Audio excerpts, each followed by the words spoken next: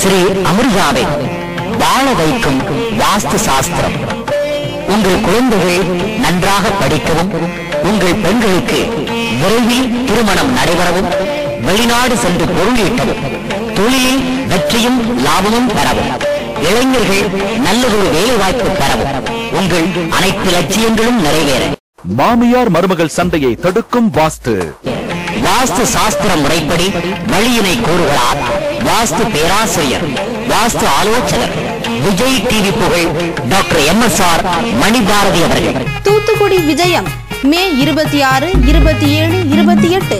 இடம் PSK complex, 2ஆம் gate அருகில், தூத்துக்குடி. முன்பதிவுக்கு RG ஜனனி, செல் 9865376115. இந்த வாழ வைக்கும் வாஸ்து சாஸ்திரம் நிகழ்ச்சிக்கு நம்மளுடைய கேள்விகளுக்கு பதிலளிக்க வருகை தந்திருக்கும் திரு வாஸ்து பேராசிரியர் டாக்டர் MSR மணிபாரதி அவர்களை வருக என்ற வரவேற்று நம்ம இப்போ நிகழ்ச்சிக்கு போகிறோம். அதாவது சார், நம்ம சின்ன பிள்ளையிலேருந்து எங்கள் தாத்தா காலத்துலேருந்து, எங்கள் அப்பா காலத்துலேருந்து, இப்போ என் காலம் வரைக்கும் நாங்கள் அதே டீ கடை தான் வச்சுருக்கோம். இன்னமும் அதே டீ வியாபாரம் தான் பார்த்துக்கிட்டு இருக்கோம். ஆனால் இன்னமும் எங்கள் பழப்பு ஓடிக்கிட்டு இருக்குது அப்படிங்கிற மாதிரி 3 தலைமுறை 4 தலைமுறை நாங்கள் அதே தொழில் தான் பண்ணுறோம். இன்னமும் அன்னன்னைக்கு பழப்பு ஓடிக்கிட்டு இருக்கு. எந்த விதமான வியாபார அபிவிருத்தியும் எங்கள் இதில் இல்லை அப்படின்னு சிலர் இருக்காங்க, சொல்கிறாங்க. இப்போ அவங்களுக்கு அவங்களோட வீட்டில் வந்து எந்த விதமான குறைபாடு இருந்துச்சுன்னா பரம்பரையாக அதே தொழிலில் வந்து வளர்ச்சி பெற்ற தொழில்கள் வேறு. இப்போ நாங்கள் அப்பா காலத்தில் வந்து இருந்தாங்க, இப்போ வளர்ச்சி பெற்ற தொழில்கள் வேறு. அதே நிலைமையிலேருந்து இருக்கிறவங்களோட தொழில்களுக்கு என்ன காரணம்? இல்லை, நானும் பல கிராமங்களில் பார்த்துருக்கேன். இதில் என்னென்னா, இப்போ ஒன்றும் சொல்ல போனால், நான் பிறந்த ஊரில் அன்னைக்கு வச்சிருந்த அதே டீ கடையினுடைய அமைப்பு இன்னைக்கு வரைக்கும் பார்த்தீங்கன்னா அவருடைய பேரன் அதே டீ கடையில் தான் உட்காந்துட்டு அதே டீ கிளாஸ் தான் இருக்கும். ஆமாம். இப்போ இந்த பக்கம் கிராமங்கள்லையும் பார்த்தீங்கன்னா அதே அமைப்பு. என்னென்னா, ஒரு மண் சுவர் அப்படி குறுக்க வச்சு விட்டுட்டு ஒரு டீ அடுப்புன்னு ஒன்று வச்சுட்டு அன்னையிலேருந்து ஒரு பெரிய பாத்திரத்தில் வெந்நீர் கொதிக்கிறது அப்படின்னு கொடுத்துட்ருக்குறாங்க. ஏன்னா இப்போ வந்து அவங்களுடைய தொழில் முறையில் இப்போ அதுதான் பாரம்பரியமாக வந்தார். கூட பையன் இருந்தால் டீ ஆற்று கொண்டு போய் கொடு வைக்க, ஏன்னா பையனை இன்னொருத்தனை வேலைக்கு போட்டால் சம்பளம் தரணும். பையனை ஏதோ படித்தான், டீ கடையில் டீ ஆற்று அப்படின்னு வந்தோம். ஏதோ இது பொழப்பு கரெக்டாக இருக்குன்னு அவரும் கொண்டு போகிறாரு. அடுத்து பார்க்குறாரு 4 இடத்துக்கு டீ கொடுக்கறதுக்குன்னு சொல்லிட்டு இந்த வளர்ச்சி அமைப்புகள் இல்லாமல் இப்போ பல கிராமங்களில் பல அமைப்புகள், இன்னும் சொல்ல போனால் டவுனை ஒட்டி இருக்கக்கூடிய அமைப்புகள்லையே இந்த மாதிரி தன்மைகள்லாம் நிறைய இருக்குது. ஏன்னா அவங்க வந்து அதே குடிசை வீட்டில் தான் இருந்துட்டு இருக்கிறாங்க. குடிசை வீடு இப்போ என்னென்னா, இப்போ மண் சுவர்னால கொடுத்துட்டு ஒரு 5 வருஷத்துக்கு ஒரு தவணை கூரையை மாற்றுறது அப்படிங்கிற அதே தன்மையில் அவங்க இருந்துட்டு இருக்கிறாங்க. அப்படின்னா குடிசை வீட்டினுடைய அமைப்புகள் உங்களுக்கு பார்த்திங்கன்னா அந்த ஓராண்டுக்கு ஒரு பலன் அப்படின்னு நிர்ணயம் பண்ணும். அப்போ ஒரு வருஷம் அந்த கூரை போட்டிருக்கிறப்ப பார்த்திங்கன்னா கூட ஒரு 10 ரூபாய் வருமானம் வரும். அடுத்து பார்த்திங்கன்னா அந்த ஒரு ஓட்டைன்னு கூரையில் விழுக ஆரம்பிச்சிருச்சுன்னா இங்கே வந்து குறைவுன்னு ஆகிடும். அப்போ வந்து என்னென்னா அவங்களுடைய பொருளாதாரம் வீணாகணும். ஏன்னா வருமானம் நல்லா இருக்கும். இன்னைக்கு குடிசை வீட்டில் இருக்கிறவங்களுடைய வாழ்க்கை தரமே வந்து எப்போவுமே அந்த மாதிரி தான் இருக்குன்னு சொல்லியிருக்கோம். அதாவது என்னென்னா, இப்போ அதே டீ கடையை வச்சு இன்னைக்கு பெரிய லெவலில் பேக்கரியாக வந்திருக்கக்கூடிய அமைப்புகளும் இருக்குது. ஏன் அப்படின்னா அந்த அமைப்புகளுக்கு அந்த காரணமாக அந்த ஒரு மாற்றம் கொடுத்தோம். அந்த டீ கடையை மாற்றணும், அல்லது கட்டடம் கொடுத்தோம், அல்லது ஒரு ஆஸ்பெக்டாஸ் சீட் போட்டோம், இல்லை ஒரு ஓடு போட்டோம். அப்படிங்கிற அமைப்புக்கு ஒவ்வொரு மாற்றம் தரும் பொழுது தான் அந்த கடையிலிருந்து அபிவிருத்தி அப்படிங்கிற ஒரு அடுத்த ஸ்டேஜ் வருது. இங்கே தான் வாஸ்துவனுடைய உண்மையான தன்மை உங்களுக்கு புரியும். ஏன்னா ஒவ்வொரு மாற்றங்கள் தரும் பொழுது அந்த கட்டடத்தினுடைய தன்மைகளில் காற்றினுடைய அழுத்தம் மாறுபாடு ஆகும் பொழுது அவங்களுடைய வாழ்க்கை தரத்துக்கு உண்டான பூஸ்டப் அந்த கட்டடத்தில் கிடைக்கும். இன்றைக்கும் 30 வருஷமாக அதே கூரை வீடு அப்படிங்கிற அமைப்பில் இருக்கக்கூடிய குடும்பம் அதே தன்மையில் இருக்குது. என்னமோ கல்யாணம் ஆனிச்சு 2 குழந்தைங்க வந்தாங்க, அந்த அமைப்பு அப்படியே போயிட்டுருக்குன்னா அந்த வறுமையும் கூட வந்துகிட்டே இருக்கும். பார்த்திங்கன்னா அன்றைக்கி அந்த பெரியவர் நோயாளியாக இருந்தார், இப்போ அதுக்கப்புறம் பார்த்திங்கன்னா அதே அம்மா நோயாளியாக இருந்துகிட்ருக்குறாங்க, அடுத்த அம்மா அப்படிங்கிற ஒரு கணக்குகளில் இருந்துகிட்டு இருக்கும். இப்போ நீங்கள் சொல்கிற கருத்துப்படியே வந்து சார், நமக்கு தெரிஞ்ச நண்பர் ஒருத்தர் வந்து பெரிய கான்ட்ராக்டர் தான் வரும். ஆனால் ஒரு பழைய வீட்டில் இருந்தார். அந்த பழைய வீட்டில் இருக்கிற வரைக்கும் அவரோட தொழில்கள் வந்து நல்லா வளர்ந்துட்டு தான் வந்துச்சு. நல்ல ஒரு பெரிய கான்ட்ராக்ட் எடுத்து நல்ல பிஸ்னஸ் பண்ணிக்கிட்டு இருந்தார். பண்ணினதுக்கப்புறம் நல்ல நிறைவான லாபத்தை வச்சு அவர் ஒரு தனிப்பட்ட முறையில் ஒரு பழைய வீடு ஒன்று விலைக்கு வாங்கி அந்த வீட்டுக்கு குடி போனார். குடி போய் ஒரு ஆண்டு காலத்துக்குள்ளே வந்து அவருடைய தொழில்கள் வந்து மிகவும் நலிவடைந்த நிலையில் ஆகி நோய்வாய்ப்பட்டு இன்றைக்கி மிகுந்த சிரமத்துக்கு வராரு. அதுக்கு என்ன சார் காரணம்? அதாவது இப்போ நீங்களே சொல்லிட்டீங்க, நான் காரணமே சொல்ல வேண்டியதே இல்லை. ஏன்னா கஷ்டப்பட்டார், ஓரளவுக்கு ஒரு பழைய வீட்டை விலைக்கு வாங்கினார், அதற்கு பிறகு தொழிலில் பாதிப்படைகிறாருன்னு நீங்களே விளக்கம் சொல்லிட்டீங்க. இதில் நான் புதுசாக சொல்லணும் அப்படின்னா, பழைய மாதிரியான குறைபாடுகள் வந்து அந்த வீட்டில் இருக்கிறதுனால அவர் அந்த நிலைமைக்கு வந்தார். பழைய வீடுன்னு ஒன்று வாங்குறதாக இருந்தாலே அது குற்றம் இருந்ததாக இருந்தால்தான் விற்பனைக்கு வரும்னு நான் சொல்லியிருக்கிறேன். அப்போது அந்த குற்றம் அப்படிங்கிற ஒரு அமைப்புன்னு பார்த்தீங்கன்னா, இவர் நலிவடைவதற்கு வடகிழக்கு பாகத்தினுடைய தவறுகள் ஒரு பெரிய காரணமாக இருக்கும். அந்த வீட்டை பார்க்காம இன்னென்ன குற்றம்னு முழுசாக சொல்ல முடியாது. ஆனால் அதனுடைய தன்மைகள் நீங்கள் சொல்லியிருக்கக்கூடிய அமைப்பு, நோயினுடைய தன்மை, அந்த தலைவனுடைய பாதிப்பு அப்படிங்கும் பொழுது வடகிழக்கும் தென்மேற்கும் அந்த பிரச்சனைகளில் சம்பந்தப்பட்டிருக்கும் அப்படிங்கிறத பொதுவாக சொல்லலாம். அதே நிலை நீடிக்காமல், அதாவது தவிர்க்கிறதுக்கு அந்த வீட்டை அவங்க திருத்தம்னு கொஞ்சம் கொடுத்துருந்தாங்கன்னா இந்த தெம்புன்னு வந்திருக்கும். ஒரு வீட்டில் இருந்தவங்க பிரச்சனைக்கு உரியதாக ஆனதுனால தான் அந்த இடம் உங்களுக்கு விற்பனைக்கு வருது. அப்படிக்கு விற்பனைக்கு வந்த அந்த கட்டடத்தை திருத்தம்னு நீங்க தராததுனால விற்பனைக்கு வரக்கூடிய வீடுகள் எல்லாமே வாஸ்து சாஸ்திரப்படி இல்லை அப்படின்னு சொல்றீங்களா சார்? 100க்கு 100 நான் சர்டிஃபிகேட் பண்ணுவேன் அது இல்லைன்னுட்டு. ஏன்னா இன்னைக்கு அத்தனை வீடுகளை அனலைஸ் பண்ணுவதற்கு இந்த மக்கள் எல்லாம் எனக்கு வாய்ப்பு கொடுத்துருக்குறாங்க. என் வீட்டை பார்த்து திருத்தி கொடு, உன் வீட்டை பார்த்து திருத்தி கொடு, நாங்கள் என்னென்ன கஷ்டம் என்கிட்ட வர்றவங்க பேங்க் லோன் போட்டு புதுசாக வீடு கட்டி உள்ளே போய் ஒரு குறிப்பிட்ட காலத்துக்குள்ளே வந்து என்னால் கடனை கட்ட முடியல, நல்ல ஒரு வேலை வாய்ப்பு தொழில் நடந்துகிட்டு இருக்கு, ஆனால் அந்த வீட்டுக்குள்ளே போய் புதுசாக தான் கட்டின வீடு தான், புதுசாக கட்டின வீடுனாலும் என்னால் பேங்க் கடனை கூட கட்ட முடியாமல் அந்த பேங்க் வந்து வீட்டை சீல் பண்ணுற அளவுக்கு வாய்ப்புகள் வருது. அதே தான். அதாவது என்னென்னா, இப்போ வந்து கடன் தர்றேன் வா, உனக்கு கட்டடம் கட்டுவதற்கு தருகிறேன்னு அத்தனை வங்கிகளும் விளம்பரப்படுத்துகிறாங்க. நான் இப்போ வந்து வங்கி மேலாளர்கள் எல்லாம் இப்போ நிறைய பேர் எனக்கு ஃப்ரெண்ட் ஆகிட்டாங்க. ஏன்னா இப்படியே பேசி நான் நிறைய பேரை சந்திக்கும் பொழுது, இன்றைக்கி உங்களுக்கு எந்த கட்டடம் உங்களுக்கு பணம் தரலையோ உடனே என்னுடைய அட்ரஸை கொடுத்து முதல்ல அவங்கள என்கிட்ட பேச சொல்லுங்கள், நான் எல்லாம் கரெக்ட் பண்ணி தர்றேன்ட்டு. இப்போ அந்த மாதிரி ஒவ்வொரு கட்டடங்களை நாங்கள் திருத்தும் பொழுது அதனுடைய வேகங்கள் கண்டிப்பாக கிடைக்குது. ஏன்னா இல்லைன்னா எனக்கு என் கூட ஒரு பெரிய வங்கி அதிகாரி என் கூடவே இருந்துகிட்ருக்கிறார். ஏன்னா இன்றைக்கி அவர் என் கூட என்னுடைய சிஷியனாகவே மாறிட்டார். இன்னும் சொல்லப்போனால் அவர் இப்போ ஒவ்வொரு அமைப்புகளையும் அனலைஸ் பண்ணிவிட்டு, சார் நீங்கள் சொன்னீங்க, ஆமாம் சார் சரியாக இருக்குன்னு. ஏன்னா அவருடைய நண்பர் ஃபாரின் போகிறதுக்கு ஒரு வங்கியினுடைய பணம் முடக்கம் காரணமாக அவரால் போக முடியாத தன்மை ஆணுச்சு. அதுலேருந்து நான் தப்பிக்கணும்னா இன்னொரு வங்கி இந்த கடனை டேக் ஓவர் பண்ணால் நான் தப்பிக்க முடியும் அப்படின்னு போராடுறாரு 3.5 மாதமாக. அப்போ தான் நான் முதல்ல அந்த 3 மாதத்துக்கு முன்னால் அவருக்கு எனக்கு ஒரு சந்திப்பு வரும்பொழுது, அப்படிங்களா நான் அப்படி ட்ரை பண்ணிகிட்ருக்கேன் சார், சார் தான் ஏற்பாடு பண்ணுறாங்க, அப்படியா ரைட் முயற்சி பண்ணுங்க அப்படின்ட்டு நான் பாட்டுக்கு ஒரு அறிமுகத்தோடு வந்துட்டோம். அடுத்த மாதம் போகும்பொழுது, சார் இன்னும் லோன் கிடைக்கல சார், என்ன பண்ணலான்னு, என்னை தான் கூட்டிகிட்டு போகணும், என்னென்னு காமிங்க பார்க்கலாம் அப்படின்னு. சார் இப்போ வந்து நான் அப்படிங்க சார் இப்படிங்க சார் அப்படின்னா, ரைட் விட்ருங்கன்னு வந்துட்டோம். என்னுடைய வேலை என்ன, ஒரு அறிமுகம், ஒரு நண்பர் அறிமுகப்படுத்துகிறாரு, ஒருத்தர் வேதனையோடு இருக்கிறார், ரைட் கூட்டிகிட்டு போனால் பார்க்கலாம், வந்துட்டோம். அதற்கு பிறகு நானும் என்னுடைய டீமுமா மெட்ராஸுக்கு நாங்கள் போகிறோம். ஒரு ரெக்கார்டிங் அப்படிங்கிற கணக்குகளை விஜய் டிவிக்காக போகிறோம். போயிருக்கும் பொழுது வேறு வழியே இல்லை, நீங்கள் எப்படியாவது வந்தே ஆகணும் அப்படிங்கிறார். அந்த வீட்டுக்கு போகிறோம். அப்படியே ஒன்றும் இல்லை, என்னென்ன இதுக்கெல்லாம் தடை, முதல்ல இதை செய், கண்டிப்பாக உனக்கு அடுத்த பேங்க் டேக் ஓவர் பண்ணும் அப்படின்னு சொல்கிறோம். இந்த ஃபைலை எங்கூட இருந்த வங்கி நண்பர் தான், ஏன்னா இவர் பேங்க்கில் பிரச்சனைங்கிறதுனால தான் இன்னொரு பேங்குக்கு இவர் வாய்மொழியாக கேட்குறாரு, இந்த மாதிரி பரவாயில்ல கொஞ்சம் கரெக்ட் பண்ணுங்கள் சரியாயிடும், இந்த இதை இவர் முடிச்சாகணும் அப்படிங்கிற முறையில். இப்போ என்ன போச்சு, முடியல. அவர் ரெக்கமெண்ட் பண்ணி முடியலன்னா உடனே கூப்பிட்றாரு, மணிபாரதி சொன்னதில் என்னென்ன செஞ்சேன், இன்னென்னது செஞ்சேன், அப்போ இது செஞ்சியா, இல்லை முதல்ல போய் அந்த வேலையை செஞ்சுட்டு நாளைக்கு என்கிட்ட பேசு, இல்லைன்னா ஆளை விடு அப்படிங்கிறாரு. ஏன்னா உதவத்தான் முடியும், உபத்திரவத்தை வாங்கிக்க முடியாது. கையில் பணம் இருந்தால் கொடுத்துருவார்.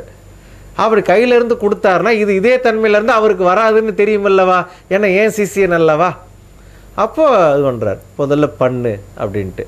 அங்கே போய் அதை உடச்சி அதெல்லாம் கரெக்ட் பண்ணிவிட்டு இவர் போகிறாரு. அதுங்கள ஃபோன் பண்ணி, எப்பா எப்படியோ நீ சொன்னேன்னு எல்லாம் கரெக்ட் பண்ணி விட்டா நாளைக்கு வந்து டிடியை வாங்கச்சொல் அப்படின்னு வருது. இப்போது எது உத்தரவு தந்தது, நான் கொடுத்த திருத்தம் அந்த கட்டடத்தில் அந்த உத்தரவை தந்தது. இன்றைக்கி ஃபாரினில் போய் இருந்துட்டு எனக்கு டிடி அனுப்புகிறார். ஏன்னா ஆஹா இந்தாங்க நண்பா ரொம்ப சந்தோஷம் அப்படின்ட்டு. இப்படி இருக்கணும். அப்படி இருக்கிறதுக்கு தான் என்னுடைய துணை தேவை. சும்மா கஷ்டப்பட்டேன், வீட்டை கட்டினேன், இது பண்ணேன், தெரியாமல் கட்டிட்டேன். என்னத்தை தெரியாமல் கட்டுறீங்க? இப்போ நீங்கள் வந்து ஒரு தெரிஞ்சு தான் வீடு கட்டுறீங்க, தெரியாமல் அதுவாக முளைச்சிருதா ஒரு இடத்த வாங்கினேன்னு அப்படி சொல்லுங்க, நான் ஒத்துக்கிறேன். சார் இப்போ இன்னைக்கு ஒரு நண்பர் கேட்டார் சார், அதாவது நீங்கள் சொல்கிறபடி நாங்கள் எல்லாமே பண்ணிடுறோம், எல்லாம் பண்ணியிருந்தோம், ஆனால் வந்து எய்த்தாப்பில் உள்ள காலி இடம் வந்து காலியாக கிடக்கு, அவன் வந்து வீடை கட்டினதுக்கப்புறம் வந்து எங்களுக்கு எதுவும் பிரச்சனை வருமா அப்படிங்கிற மாதிரி வந்து நீங்கள் மட்டும் மணிபாரதியினுடைய பிளான்ல 100% கொடுத்துருந்தீங்க அப்படின்னா கண்டிப்பாக எதுக்கால வரக்கூடியது உங்கள் வீடே அவங்களுக்கு வாசுபடி எல்லாம் கரெக்டாக பண்ணிடலாம் சார். எய்த்தாப்பில் உள்ளவன் வந்து அது அதுபடி பண்ணலைன்னா அதனுடைய பாதிப்புகள் நமக்கு வருமா? அதாவது அவங்க உங்களுக்கு பாதிப்படைகிற மாதிரி கட்டடமே கொடுக்க முடியாதுன்னு சொல்கிறேன் நான். நீங்கள் என்னடானா பாதிப்பு வருமானு கேட்குறீங்க. கண்டிப்பாக முடியாது. ஏன்னா இப்போ வந்து நடந்த தவறுகள் மற்ற வீடுகள் அமைப்பு நீங்கள் ஒரு தப்பு, ஒரு எதிரி வந்து உங்களுக்கு துரோகம் பண்ணணும்னு ஒரு முடிவு பண்ணுறீங்க. அதாவது எதிரி துரோகம் பண்ணுறதுங்கிறது கண்டுபிடிப்போம். நண்பன் துரோகமாக மாறணுங்கிற அமைப்பு நீங்கள் இங்கே கொடுத்துருப்பீங்க. அப்போ பார்த்தீங்கன்னா இங்கே உள்ளவன் உங்களை வீணாக்கிட்டு இருக்கும் பொழுது எதுக்கால உள்ளவன் நண்பன் தானே. எழுத்த வீட்டுக்காரன்னா பக்கத்து வீடு எழுத்த வீடுலாம் நண்பன் தானே சொல்கிறோம். அந்த வீடு இங்கே துரோகம்னு இருக்கும் பொழுது மாறிப்போகும். ஆனால் அதையும் நல்ல தருணத்தில் இப்போ நீங்கள் வந்து சரியான வீடு கொடுத்துருந்தீங்கன்னா எதுக்கால வர்றவனை நண்பனாகவே இருக்கணும்னு இந்த கட்டடம் முடிவு பண்ணோம். அங்கே உங்கள் கட்டடத்துக்கு பாதிப்படையக்கூடிய தன்மை நடக்காது. ஒன்று. இப்போ என்கிட்ட வரும் பொழுது 100% அந்த குடும்பத்துக்கு நான் ட்ரைனிங் கொடுத்து தான் வாஸ்துவை நான் சொல்லி கொடுக்குறேன். ஏன்னா என்கிட்ட உள்ள ஒரே கெட்ட பழக்கம் அதுதான். ஏன்னா இந்த வாஸ்துவை ஏனோதானோன்னு சொல்லி கொடுத்து போட்டு அந்த வீட்டை திருத்துங்கன்னு சொல்லி போட்டு போகிறது எத்தனையோ பேர் செய்கிறாங்கன்னு மற்றவங்கெல்லாம் சொல்ல கேட்டிருக்கிறேனே தவிர என்னுடைய கெட்ட பழக்கமே இந்த வீட்டை புரிஞ்சுக்க அவங்களுக்கு சொல்லி கொடுக்கறது தான். அதனால அந்த மாதிரி ஒரு தவறு நடக்க போகிற மாதிரி இருந்ததுன்னா இவங்களே அந்த வீட்டுக்கு அட்வைஸ் பண்ணிடுறாங்க, மாறிடுது. இதெல்லாம் நான் பார்த்த அனுபவங்கள்.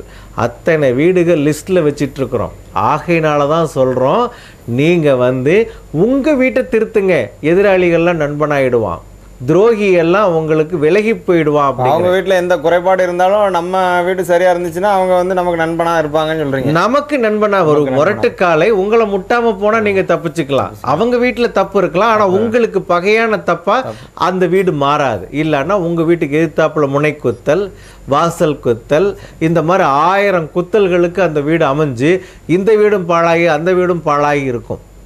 இந்த மாதிரி அமைப்புகளெல்லாம் ஆகி போகுது. ஆகையினால தான் சொல்கிறோம், உங்கள் வீட்டை நீங்கள் திருத்துங்கள், கண்டிப்பாக எதிராளி நமக்கு சப்போர்ட் ஆகிடுவான். இப்போ நீங்கள் ஒரு கட்டடம் இப்போ கொடுத்துருக்கீங்கன்னா எதிராளி சப்போர்ட் பண்ணுற அளவுக்கு அது அமைஞ்சு போகும். அந்த மாதிரி நடக்கிறதுனால தான் நான் இந்த கலையவே தூக்கிக்கிட்டு உங்கள்கிட்ட எல்லாம் வர்றேன். பார், இது ஒரு குறிப்பாக வந்து ஒவ்வொரு வீடுகள்லையும் வந்து ஜென்ஸ் எல்லாருமே நல்லா இருப்பாங்க, நல்லா உடல் நலம் ஆரோக்கியத்தோடு இருப்பாங்க. ஒரு சில வீட்டில் வந்து அந்த லேடிஸோட பெண்கள் வந்து எப்பவும் வருஷம் பூரா நோய்வாய் பட்டு, அதாவது தீராத நோயில் வந்து கஷ்டப்பட்டு இருக்காங்க. அப்போ அந்த பெண்களுடைய நோய்வாய்க்கு வந்து என்ன சார் முக்கியமான காரணம்? அதாவது தெற்கு திசையினுடைய பாகங்கள் அதிகமான அமைப்புகளில் பாதிக்கப்படும் பொழுது, பாதிப்புகள்னால் பல பாகங்கள் இருக்குது. நானும் ஏற்கனவே இந்த டிவியில் சொல்லிக்கிட்டே தான் இருக்கேன். என்னென்ன அமைப்புகள் அப்படின்னு லிஸ்டெல்லாம் போட்டு கொடுத்துருக்குறோம். நான் என்ன சொல்ல வரேன், இனிமேல் லிஸ்டெல்லாம் தர்றதில்லைன்னு முடிவு பண்ணுறேன். ஏன் முடிவு பண்ணுறேன்னா, இந்த உலகம் எதையுமே சிந்திக்கலைங்கும் பொழுது பிரச்சனையை மட்டும்தான் சிந்திக்குதுன்னு கண்டுபிடிச்சிட்டேன். ஆகையினால இப்போ உங்கள் பிரச்சனைக்கு மட்டும்தான் தீர்வுக்கு சொல்லுவேன். ஏன்னா இப்போ உங்களுக்கு என்ன பிரச்சனை? நோய் பிரச்சனை. தெற்கு பாகங்கள் பாதிக்கப்பட்டிருக்கும். அப்படி இல்லை என்றால் அந்த குடும்பத்தில் பெண்கள் பாதிப்பு தன்மைக்கு வரமாட்டார்கள். ஒன்றும் இல்லை, நான் வந்து இப்போ ஒரு வீட்டுக்கு இதே ஊரில் போய் வாஸ்துக்கு நான் சொல்லியிருக்கிறோம், திருமணம் வந்து நடக்கலைன்னு வர்றாரு. என்னென்னு நான் சொன்னதெல்லாம் செஞ்சுக்கிட்டே வந்துட்டுருக்கேன். இருங்க ஐயா, இன்னும் பூர்த்தி பண்ணலை. இந்த அமைப்பு போய் பார்த்தா பள்ளமாக இருக்கும் தெற்கு பக்கம். நான் சொன்னேன், பாருங்கள், இதோட இது 3வது தவணை சொல்லிட்டேன், இந்த இடத்தினுடைய பள்ளத்தை மட்டும் நீங்கள் இன்னும் சரி பண்ணாமல் இருக்கிறீங்க, இந்த வாரம் பண்ணுங்க, ஜாதகத்தை தொடுங்க, உங்களுக்கு நல்ல வரன் அமையும் அப்படின்னு சொன்னோம். அந்த வேலையை ஒரு சின்ன திருமணம் வந்து சில வீடுகளில் தடைப்பட்டு ரொம்ப நாளாக இந்த தெற்கு பாகத்தினுடைய தடையும் ஒரு காரணம்.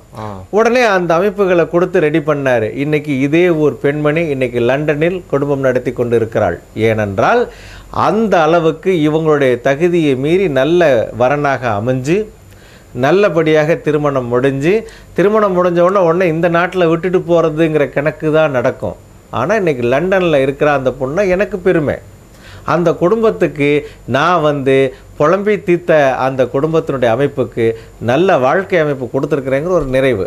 இப்போ அதுக்கப்புறம் என்ன பண்ணுறாரு, உடனே பிளானை தூக்கிட்டு வர்றாரு, இந்த காலி இடத்துல வீடு கட்டுறேன்னு.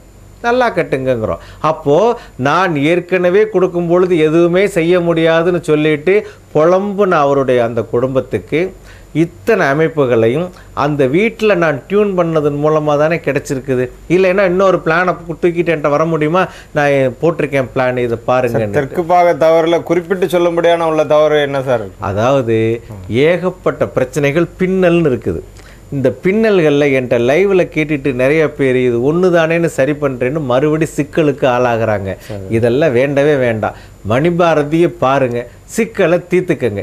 இல்லையா நீங்கள் பாட்டுக்குறீங்க, நான் பாட்டுக்கு மாதம் என் கடமை நான் வந்துட்டுருக்கேன். என்னை தேடி வந்துட்டுருக்கிற குடும்பங்களுக்கு நான் வாழ்வு தந்துட்டுருக்கிறேன்.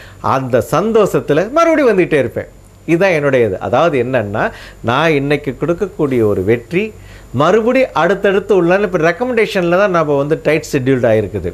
நான் வந்து இந்த லைவ் பண்ணணும், உங்களோட பேசணும், ரெக்கார்டிங் கொடுக்கணுங்கிறதே வேண்டியதில்லை. ஆனாலும் இந்த கலை பாதுகாக்கப்படணும் அப்படின்னா இது வெளியில் விளம்பரமாகிக்கிட்டே இருக்கணும் அப்படின்னு நினைக்கிறேன். எனக்கு மட்டும் வருமானம் வேணும்னா நான் உக்காந்த இடத்துல இருந்துக்கிட்டு ஃபோனில் கான்டாக்ட் பண்ணி பிரமாதமாக போயிட்டுருக்க முடியும். விஜய் டிவியில் என்னுடைய நிகழ்ச்சிகளை நீங்கள் பாருங்கள், என்னுடைய டூர் ப்ரோக்ராம் பாருங்கள். விஜய் டிவியில் உங்கள் நிகழ்ச்சி எப்போ சார் வருது? அதாவது இப்போ நாங்கள் அப்பப்போ அடிக்கடி இப்போ நாங்கள் நேரம் மாற்றுறதுன்னு ஒரு வழக்கம் வச்சிட்ருக்குறோம். ஏன்னா எங்களுக்கு வந்து ஒவ்வொரு நேரங்களில் எங்களுக்கு ஸ்லாட்டு ஃப்ரீ ஆகும் பொழுதெல்லாம் நாங்கள் மாற்றிக்குவோம். இருந்தாலும் இந்த வாரத்தை பொறுத்த அளவு நாங்கள் திங்கட்கிழமை நைட்டு 12 to 12:30 அப்படின்னு வர்றோம். பகலில் உள்ள நேரங்கள் மாறும். ஆகையினால் உங்களுக்கு அந்த டிவியில் நீங்கள் பார்க்கும் பொழுது நாங்கள் தெரியலன்னா எங்கள் ஆஃபீஸில் இந்த வாரம் என்னைக்கு விஜய் டிவியில் சாரை பார்க்கலாம், ஏஎம்என் டிவியில் சாரை பார்க்கலாம் அப்படின்னு நீங்கள் முடிவு பண்ணலாம். அப்படி பண்ணும் பொழுது ஒரு ஃபோன் பண்ணி கேளுங்களேன். எத்தனை பேர் தான் கேட்குறீங்க எங்கள் ஆஃபீஸுக்குன்னு நானும் பார்க்குறேன். ஏனென்றால் நான் வந்து இந்த ஊருக்கு வருகிறேன் என்றால் ஒரு நாளைக்கு 2 வீடு தான் நான் சரி பண்ண முடியும். 200 வீடு 300 வீடெல்லாம் நான் போகிறதில்ல. ரெண்டாவது, ஒரு வீட்டுக்குள்ளே நுழைஞ்சா முழுமையாக அந்த வீட்டுக்கு ஆராய்ச்சி பண்ணி கொடுக்கணுங்கிற ஒரே முடிவோடு இருக்கக்கூடிய நபர் ஒருத்தர் இருக்கிறார் அப்படின்னா வாஸ்துல அது மணிபாரதி மட்டும்தான். ஏன்னா நான் வந்து ஏனோ தானோன்னு முடிவு எடுக்கிறதெல்லாம் கிடையாது. ஏன்னா வாழ்க்கை உங்களுடையது. என்னை நம்பி வரும் பொழுது அந்த கட்டடத்தில் அந்த வாழ்க்கையை உங்களுக்கு நான் தர வேண்டிய கடமை எனக்கு இருக்கிறது. இல்லைன்னா வெறும் காசு மட்டும் மணிபாரதிக்கு போதும் அப்படின்னா ஒரு நாளைக்கு 100 வீட்டுக்கு உக்காந்த இடத்துல நான் சஜஷன் சொல்லி போட்டு ஏனோ தானோன்னு நானும் பண்ணலாம். அப்படி பண்ணினால் இவ்வளவு தூரம் உங்களோட நான் பேச முடியாது. ஏனென்றால் ஒவ்வொரு குடும்பத்தின் பல்வேறு பிரச்சனைகள் தெற்கு பாகங்களில் பல்வேறு விதமான தவறுகளில் இருக்கிறது. இப்போ ஆண்களுக்கு உள்ள பாதிப்புனா இப்போ வடக்கு பாக தவறுகளா சார்? மேற்கினுடைய தன்மையும் வடகிழக்கினுடைய தன்மையும் பாதிக்கப்படும் பொழுது ஆண்கள் பாதிப்படைகிறார்கள். இதில் பார்த்தீங்கன்னா கட்டடத்தில் ஒரு 2 இன்ச்சு உயர்வு தாழ்வு கூட அந்த பிரச்சனைகளை தருது. இது இப்போ என்கிட்ட கொண்டு வந்து அருமையான பிளானை கொண்டு வந்து என்கிட்ட காமிக்கிறாங்க. எந்த தவறுமே இல்லைன்னு பிளான் சொல்லுது. ஆனால் அங்கே போய் நான் பார்த்துருக்கிறேன், சார் இந்த காம்பவுண்டை 2 வருஷத்துக்கு முன்னால் எலிவேஷனுக்காக இடித்து மாற்றணும். என்ன சார் இந்த காம்பவுண்ட் இவ்வளோ கிராஸாக இருக்குது, என்ன நீங்கள் யார் கொத்தனார் என்ன பண்ணார் என்ன செஞ்சார் அப்படின்னா அன்னைக்கு கட்டடம் கட்டின அதே கொத்தனார் வந்து அங்கே நிற்கிறாரு. சார் அந்த டிசைன் இது பண்ணும் பொழுது ரோட்டுக்கு தகுந்த மாதிரி வச்சுருப்பாங்க சார் அப்படிங்கிறார். ஏயா நேருக்கு நேர் கணக்கு எடுத்து கரெக்ட் பண்ணணும்னு உனக்கு சொல்லித்தரலையா உங்கள் தாத்தா அப்படின்னா, இல்லை சார் ரோடு இடம் வேஸ்ட் ஆகக்கூடாதுன்னு கட்டிட்டோம். ஒரு அடி எக்ஸ்ட்ராவாக கிடக்கும், அதையும் சேர்த்து அடைச்சிருவாங்க கிராஸாக. ஏன்னா யாரோ பண்ணா மாட்டிக்கிட்டது என்னுடைய கிளைண்ட் அல்லவா. ஆனால் என்னுடைய கிளைண்டாக அவர் ஆகணுங்கிறதுக்காக இவர் அன்னைக்கு பண்ணினார்னு நான் சந்தோஷப்பட முடியுமா? சரி பண்ண தான் நான் முடியும். ஏனென்றால் எனக்கு வந்து பிரச்சனை, வீடு எல்லாம் கரெக்டா இருந்தாலும் காம்பவுண்ட் வால் கூட சரியில்லைன்னா கூட பாதிப்பு வருமா சார்? அதனால தானே பல குடும்பங்கள் பிரச்சனைக்கு உள்ளாகுது. காம்பவுண்ட் வாலும் வாஸ்துபடி அமையணும். ஆமா, அதாவது தோல் வலியும் துணை வலியும்னெல்லாம் சொல்லுவாங்க. அப்போ தோல் மட்டும் வலிமையா இருந்தா போதுமா, கூட இருக்கிறவனுடைய துணை வலிமையும் அவசியமாக இருக்கணும். இல்லை, ஒரு சிலர் வந்து இப்போ காம்பவுண்டோட வந்து பொதுச்சோரை வச்சு கட்டுறாங்களா சார்? அதாவது 2 பக்கமும் பொதுச்சோறு, அந்த பக்கம், அந்த மாதிரி பிரச்சனைகளுக்கு எப்படி சார் இது இருக்கும்? அது அந்தந்த அமைப்பு எப்படி கொடுத்துருக்காங்கங்கிறத பொறுத்து தான் நம்ம முடிவெடுக்க முடியும். ஏன்னா பொதுச்சவர் அப்படிங்கும் பொழுது எப்படி முடிவு எடுத்துருக்கிறாங்க, காம்பவுண்டுடைய கனம் என்ன, அவங்களுடைய இட அமைப்பு என்ன, இவங்களுடைய இட அமைப்பு என்ன, அதுக்கு அவங்க கொடுத்துருக்கக்கூடிய கட்டடத்தினுடைய தன்மை என்ன, அப்படி கட்டடத்திற்கு என்னுடைய இன்ஜினியர் நண்பரை எப்படி பயன்படுத்தினால் அவரை ஜெயிக்க வைக்க முடியும், அதுக்கு எந்த அளவுக்கு இன்ஜினியருக்கு நான் வந்து இந்த மாதிரி தொழில்நுட்பத்தை நீங்கள் கண்டிப்பாக பயன்படுத்தியே தீர வேண்டும், நீங்கள் கஷ்டப்படுறதை பற்றிலாம் எனக்கு அவசியம் இல்லை, அந்த குடும்பம் கஷ்டப்படக்கூடாது, உங்கள் டீமை பூரா இறக்குங்க அப்படின்னு சொல்கிறோம். இன்றைக்கி ஒரு கட்டடத்தில் நாங்கள் போய் பார்க்கும் பொழுது சாதாரணமாக எதிரே இருக்கக்கூடிய ரோட்டினுடைய அமைப்பு வேறு, ஆனால் அதில் வந்து கொடுக்கப்பட்ட நடைபாதையினுடைய அமைப்பு மாறுது. அப்படி மாறுவதற்கு யார் காரணம்னா இந்த கட்டடத்துக்காரங்களே காரணமாக அமைஞ்சிட்றாங்க. ஏன்னா இவங்க போட்ட மண் அது இதெல்லாம். அப்போ நம்ம என்ன சொல்கிறோம், உங்களுக்கு நீங்களே இது தப்பான அமைப்புகளில் இந்த தன்மைகள்லாம் தரப்படுறதுனால இந்த தன்மையை இப்படி கொஞ்சம் மாற்றி அமைக்க வேண்டும் அப்படின்னு சொல்கிறோம். இப்போ புதுசாக கட்டடம் கொடுக்கும் பொழுது ஒவ்வொரு தன்மையும் என்னை பார்த்திங்கன்னா ஒரு சின்ன தப்புன்னு நடக்கும், அந்த வாரம் நான் சரியாக போய் நிற்பேன். அப்போ பார்த்தீங்கன்னா அந்த தவறுகள் எதனால் ஆகுதுன்னா இன்றைக்கி வந்து மேஸ்திரி, அதனால் இப்போ அந்த கட்டட முதலாளி சொல்கிறார், ஐயா நீ மட்டும்தான் நேரடியாக இருந்து என்னுடைய கட்டடத்தை கண்காணிக்கணும், நீ வர்றதுக்கு 2 நாள் ஆகும்னா உன் டீம் பூரா வேறு பக்கம் வேலை செய்யட்டும் அப்படின்னு சொல்கிறாரு. அப்போது அந்த அளவுக்கு அந்த மேஸ்திரி இல்லை வெளியில் போயிட்டாருன்னா ஒரு சின்ன தப்பு நடந்து போகுது. இப்போ நாம் போய் பார்க்கும்போது அந்த மேஸ்திரி சாரா அப்போ தான் வெளியில் நான் ஒரு 2 மணி நேரம் பர்மிஷன் போனேன், வச்சு போட்டான், 2 நாள் வேலை நின்று போகுது. ஏன்னா அந்த மேஸ்திரி அதுக்கப்புறம் 2 நாள் லீவ் போட்டுட்டு தான் போகிறார், உடனே நின்று போகுது. அப்போ பார்த்தீங்கன்னா இந்த தவறு ஆகையினால இப்போ இதெல்லாம் நாங்கள் ட்ரைனிங் கொடுக்குறோம். யாருக்கு? பில்டிங் ஓனருக்கு. ஏனென்றால் மேஸ்திரி வந்து விவரமானவர், இன்ஜினியர் விவரமானவர், சொல்லி காலையில் வர்றார், இன்ஜினியர் வேலை கொடுக்குறார், வேலை செய்ய வைக்கிறார், மேஸ்திரிக்கு இன்ஸ்ட்ரக்ஷன் கொடுத்துட்டு போயிடுறாரு. இன்ஜினியருடைய தொடர்பு மேஸ்திரிக்கு நேரடியாக வேலை சொல்லுதல். மேஸ்திரி என்ன பண்ணுறாரு, 10 பேருக்கு வேலை பங்கிட்டு கொடுக்குறாரு. அப்படி கொடுக்கும் பொழுது ஒரு வேலை செய்கிறதுக்கு வர வேண்டிய ஆள் லீவு அப்படின்னா இன்னொரு வேலைக்காரரை எப்படியும் பிடிச்சி கொண்டு வந்து அங்கே போட்டுடுவார். நேத்திக்கு அவனுக்கு கொடுத்துருந்த ட்ரைனிங் இவனுக்கு தெரியாது, இவன் ஒரு சின்ன தவறை பண்ணலாம். இல்லை ஒன்றும் கிடையாது, செங்கல் வந்து பல அமைப்புகளில் டையில் மாறி போகுது, தூக்கு பார்த்து தான் வச்சேன்னு சொல்கிறாங்க, ஆனால் இப்படி நெளிஞ்சு வருது. ஏன்னா பூச்சில் சரி பண்ணலாம்னு வாதம். ஆனால் பூச்சியில் சரி பண்ணும் பொழுது நூல் எடுக்கும் பொழுது 1/2 இன்ச்சு கனம் கூடுதலாகும் பொழுது நாம் கொடுத்த கட்டட அமைப்புக்கு ஏற்கனவே இருந்த தன்மைக்கு 1/2 இன்ச்சு பகையாக மாறுது. இப்போ நம்ம இன்ஜினியர் என்ன பண்ணுறாரு, செதுக்கி பூசுன்னு சொல்கிறாரு. இதுக்கு தான் இன்ஜினியர் தேவை. அப்போ அவன் அப்படியே பூசி இருந்தால் என்ன ஆகும், கிழக்கு அக்னித்தன்மை பாதிப்படையப்பட்டு நீங்கள் ஒரு பானை சோறுக்கு ஒரு சோறு பதம் அப்படிங்கிறது போல, 1 டம்ளர் பாலில் 1 துளி மயக்க மருந்து போல இங்கே மாறி போகுது. அதனால தான் கண்காணிக்கக்கூடிய அமைப்பு பூச்சிலையும் கண்காணிக்கக்கூடிய இன்ஜினியர்களுடைய கவனம் முழுவதும் கட்டடத்தில், இது வாஸ்து கட்டடம் அப்படிங்கும் பொழுது கட்டடத்தோட ஒவ்வொரு ஃப்ரேமையும் கவனிக்கணும். இன்றைக்கி ஒரு சினிமா படம் பார்க்குறீங்க அப்படின்னா கதை, திரைக்கதை அப்படின்னு எடுக்கும் பொழுது ஸ்க்ரீன் பிளேன்னு ஈஸியாக சொல்லிடுறோம். கட்டடத்தில் பார்த்திங்கன்னா பல மொழிகள்லாம் நீங்கள் கேள்விப்பட்டிருப்பீங்க. ஆணை அசைந்து திங்கும், கட்டடம் அசையாமல் திங்கும்னெல்லாம் பழமொழி சொல்லுவாங்க. அப்போது அசையாமல் இருக்கக்கூடிய கட்டடத்திற்கு ஒவ்வொரு பாகத்தையும் சரியான அமைப்பில் நீங்கள் முதலில் சரி செய்து விட்டீர்கள் என்றால் அந்த கட்டடம் உங்களுடைய வளம் என்பதை அசையாமல் இருந்து தின்னு உங்களை நோயாளி ஆக்குறதையும் உங்களை வறுமையாக ஆக்குறதையும் கண்டிப்பாக தவிர்க்க முடியுங்கிறது தான் வாஸ்துவனுடைய முக்கியத்தன்மை. ஏன்னா இப்போ ஒன்றும் இல்லை, இந்த செப்டிக் டேங்க் ஆகாது, அது ஆகாது, இது ஆகாது அப்படின்னு எல்லாரும் சொல்கிறாங்க. மணிபாரதி நீயும் தானையா சொல்கிற அப்படின்னெல்லாம் என்கிட்ட சொன்னவங்கள் எல்லாம் மாறி, ஓஹோ இதை இவ்வளவு இப்படியெல்லாம் கரெக்ட் பண்ணால் நல்லா இருக்குமா, ஏன் சார் இதை அவர் அன்னைக்கு சொல்லலை அப்படின்னு தான் கேட்குறாங்க. ஏன் அவர் சொல்லலைங்கிறது எனக்கு தெரியாது, ஆனால் நான் சொல்லுகிறேன், சாஸ்திரம் சொல்லுவது இதுதான், ஆகையினால இதை இப்படி ஃபாலோ பண்ணுவோமே அப்படின்ட்டு. ஆக காம்பவுண்டாக இருந்தாலும் சரி, நல அமைப்பாக இருந்தாலும் சரி, இந்த எலிவேஷனுக்கு கொடுத்துருக்குறாங்களே இந்த மாதிரியான கட்டடங்கள் தவறான அமைப்பு. ஏன்னா இந்த கட்டடத்தினுடைய முழு அமைப்பை நீங்கள் பார்த்தீர்கள் என்றால் ஆப்செட் கொடுத்தது அழகில் இருக்குது, அமைப்பில் மாறிடுது. இத்தனை கோடியை போட்ட அந்த கட்டடம் பார்த்தீங்கன்னா இந்த மாதிரி கட்டடங்கள் பல கட்டடங்கள் 5 வருஷத்துக்கு ஒரு தவணை கைமாறி இருக்குங்கிறதுக்கு பல ரெக்கார்டுகளை நீங்கள் பார்க்கலாம்.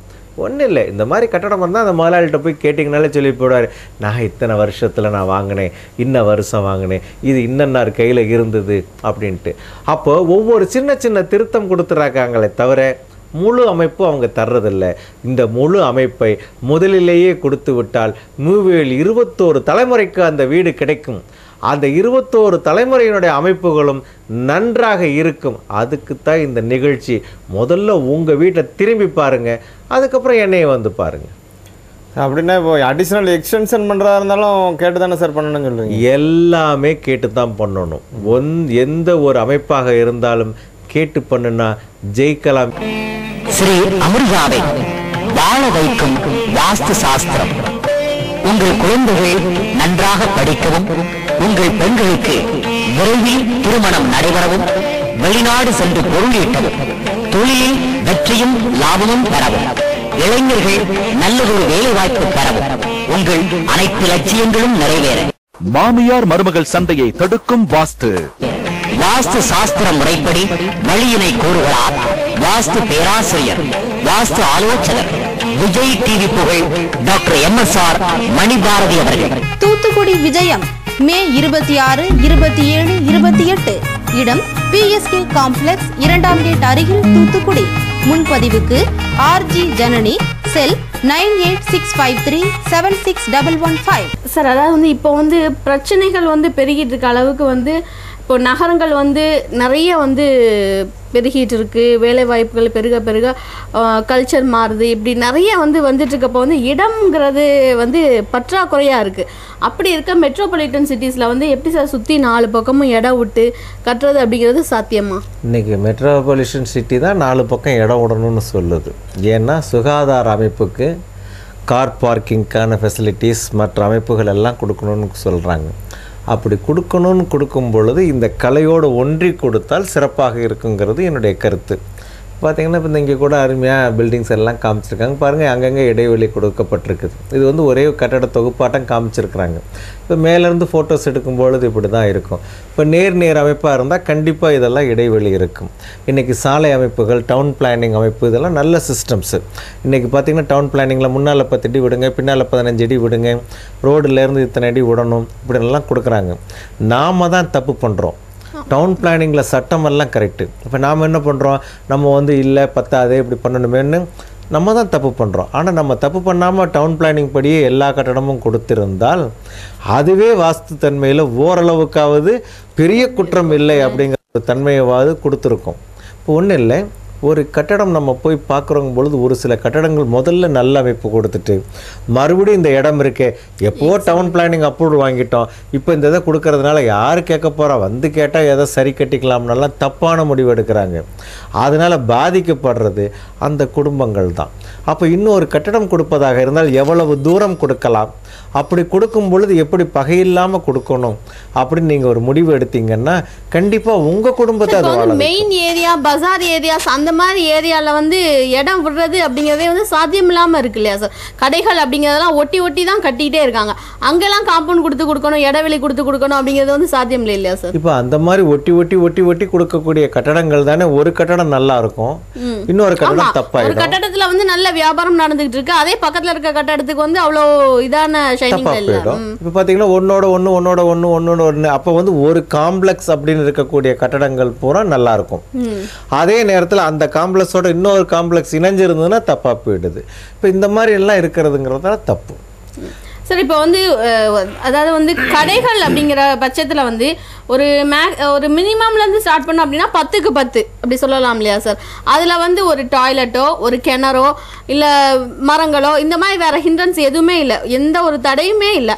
அப்போ அந்த 10க்கு 10 சைஸ்லேயே வந்து ஒரு சில கடைகள் நல்லா இருக்குது, ஒரு சில கடைகள் வந்து ரொம்ப வியாபாரத்தில் அவ்வளோ ஜொலிக்கிறது இல்லை. இதுக்கு என்ன சார் காரணம்? அதாவது விற்பனை பொருளுடைய அமைப்புகள் மாறுது இல்லைங்களா? இப்போ வந்து இப்போ இந்த பொருள் இருக்குதுன்னா இதனுடைய அடர்வு அமைப்பு இது வேறு. இப்போ அதே நேரத்தில் அரிசி அப்படிங்கன்னு எடுத்தாங்கன்னா அதனுடைய அடர்வு அமைப்பு வேறு. அதே நேரத்தில் இரும்புன்னு எடுத்தோம்னா அதனுடைய அடர்வு அமைப்பு வேறு. அப்போ வந்து என்ன, கடையினுடைய அமைப்புகள் எல்லாம் ஒரே மாதிரி 22க்கு 11 இப்படிங்கிற மாதிரி அமைப்புகள் கொடுக்கப்பட்டு இருந்தாலும் அந்தந்த பொருளினுடைய அடர்வு அமைப்புகள் மாறும் பொழுது இப்போ முதலாளி இருக்கக்கூடிய ஸ்தானங்கள் இப்போ இந்த பொருளுக்கு தகுந்த மாதிரின்னு மாறி இருப்பாங்க. ஒரு சிலர் வந்து எங்களுக்கு இந்த திசை தான் ராசின்னு எல்லாம் உட்காருவாங்க. ஆனால் அதெல்லாம் எடுபடாது. வாஸ்து ராசிக்கு சாய்ஸ் என்ன அப்படிங்கிறதெல்லாம் கொடுக்கப்பட்டிருக்குது. இப்போ ஒரு சிலருக்கெல்லாம் பார்த்தீங்கன்னா ஜாதகத்தில் வந்து உனக்கு தெற்கு திசை யோகம்னு, அதாவது அஷ்டவர்க்கத்தினுடைய பரல் அப்படின்னு எடுத்து கொடுத்துருவாங்க. ஆனால் அந்த தெற்கு திசை இந்த மனையில் யோகத்தன்மை இல்லைன்னா அது வீணாக்கிடுது. இது நிறைய வீட்டில் நீங்கள் போய் கேளுங்களேன். நான் என்ன சொல்கிறேன்னா, அப்படி நாம் ஜாதகம் பார்த்து இதெல்லாம் செஞ்சு அந்த மாதிரி யோகத்தன்மை கொடுக்கப்பட்டு இருந்தும் இந்த மாதிரி ஒரு தப்பு இருக்குது அப்படின்னு அவங்க ஒத்துக்கலைன்னா சொல்லுங்கள், நான் சரி அப்படின்னு ஒத்துக்கிறேன். ஆக என்னன்னா, இப்போ அந்த மாதிரி கொடுக்கப்படக்கூடிய அமைப்புக்கு கட்டடம் துணையாக இருக்க வேண்டும். நீங்கள் வந்து ஜோதிடம் துணையாக இருக்க வேண்டும்னு நீங்கள் நினைக்கிறீங்கன்னா கட்டடமும் துணையாக இருக்கணும். ஜாதகத்தை பார்த்துட்டு பொண்ணு செலக்ட் பண்ணுறோம், அவள் அகங்காரின்னு அடுத்த வார்த்தையை சொல்லும் பொழுது அன்னைக்கு நீ பார்க்காமலா பண்ணினேன் அப்படின்னு சொல்கிறான். எப்போ சொல்கிறான்? 15 வருஷம் கொடுத்தன நடத்திட்டு சொல்கிறான் அவள் அகங்காரி, 15 வருஷம் இவளோட வாழ்ந்ததே வேஸ்ட்டு அப்படின்னு சொல்கிறான். அப்படி இருக்கும் பொழுது என்ன அமைப்பு இங்கே தரப்பட்டிருக்குது? அப்போ அந்த பொருத்தம் எங்கே போனது? இதெல்லாம் தான் என்னுடைய கேள்வி. நான் ஜோதிடர்கள் எல்லாம் குற்றவாளின்னு சொல்லல. இப்போ வந்து கடைகள்ங்கும் போது வந்து ஓனர் ஒருத்தருடைய ராசியை பார்த்தா போதும். இப்போ வீடு அப்படிங்கிறதுல வந்து 4 பேர் இருக்கும்போது எந்த ராசிக்கு சார் அந்த வீடு அமைப்பு பார்க்கறது?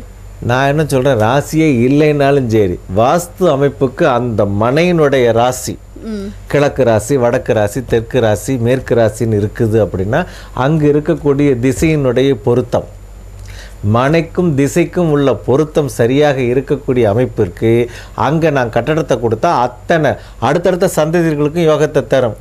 ஜாதகம்னு ஒன்று இருக்குது அப்படின்னு நீங்கள் காண்பித்தால் அதுக்கு சாய்ஸ் ஒவ்வொன்றிலையும் இருக்குது. ஒவ்வொரு ராசிக்கும் ஒவ்வொரு சாய்ஸ் இருக்குது. அந்த சாய்ஸில் எது பொருந்ததுன்னு பார்க்கணும். அதுலேயே உட்பிரிவுகள்லாம் நிறையா இருக்குது. அந்த உட்பிரிவுகளில் எது பொருந்தணும்னு பார்ப்போம். அப்படி ஒரு யோகத்தன்மையும் நாங்கள் வந்து பூஸ்டப் பண்ணி கொடுத்துருவோம். ஆனால் ஜாதகமே இல்லைனாலும் சரி, சாதகமாக ஆக்கிறதுக்கு உங்களுடைய வீட்டுக்குன்னு இருக்கக்கூடிய மனை பொருத்தம், திசை பொருத்தம், இந்த ரெண்டையும் கம்பேர் பண்ணிவிட்டு நான் கொடுக்கக்கூடிய வாசல் கண்டிப்பாக யோகமாக இருக்கும். சார் அப்புறம் வந்து ஒருத்தர் வந்து ஒரு சின்ன முதலீட்டில் வந்து ஒரு சிறிய கடை வந்து தொடங்குறாரு சார். அது வந்து நல்ல லாபமாக வந்து அடுத்து வந்து பெரிய பிஸ்னஸ் ஆகி அதை வந்து பல கிளைகள் வச்சு அப்படி வந்து முன்னேறி ஒருத்தர் இருக்கார் சார். இன்னொருத்தர் எப்படின்னா அதே பிஸ்னஸ் அதே குறைந்த முதலீட்டில் ஆரம்பித்து அவர் தான் வந்து அவருடைய லைஃப் தான் மாறி இருக்கு. கல்யாணம் ஆகி குழந்தை பிறந்து அதுக்கு பேரம்பேத்தி எடுத்து அதே தொழிலில் தான் இருக்காங்க. இந்த வந்து வளர்ச்சிகள் வந்து இல்லாமல் இருக்கிறதுக்கு என்ன சார் காரணம்? இப்போ என்னென்னா, ஒன்றும் இல்லை, நான் வந்து பேச்சுலராக இருக்கிறேன், அப்போ வந்து இந்த பிஸ்னஸ் பண்ணுறேன், எனக்கு 100 ரூபா வருமானம் வருது. அப்புறம் குடும்பம்னு வருது, பார்த்திங்கன்னா 200 ரூபா வருமானம் வருது. சரி, அந்த அம்மா வந்துட்டாங்க, அந்த அம்மாவுக்கும் செலவாகுது. அப்படின்னு குழந்தைகள் ஆகுது, 300 ரூபா வருமானம் வருது. சரி, 2 குழந்தைங்களுக்கு ஆயிடுச்சு. அப்புறம் 350 ரூபா வருமானம் வருது. ஸ்கூலுக்கு கட்டுறோம், ஆவரேஜ் எதை சுருக்க முடியும்னு கணக்கு எடுக்கிறோம். நம்ம போடுற ட்ரெஸ்ஸை வேணாலும் வருஷத்துக்கு 1 எடுத்துக்கலாம், குழந்தைங்களுக்கு 2 எடுப்போம்னு பட்ஜெட்டில் அதிலேயே கொண்டு போகிறதுன்னு இருக்குது. இது அல்லாமல் மிதமிஞ்சி இருக்கிறவங்களுன்னு ஒரு அமைப்பும் வருது இல்லைங்களா? அப்போ அந்த அமைப்பினுடைய யோகாம்சத்தன்மையை நம்ம எப்படி எடுப்பது அப்படிங்கிறது தான் இதனுடைய அமைப்பு.